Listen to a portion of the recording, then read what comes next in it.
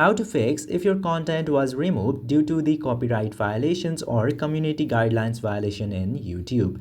Now, if you got this issue and you believe that you haven't violated any of those terms and conditions, in that case, you need to open your email and then you are gonna see something like this. In that email, the topics of the video and the matter of the problem might be different, but it will be pretty much similar. Now you will see the option of view options. You need to tap in that and then you will get an option to appeal.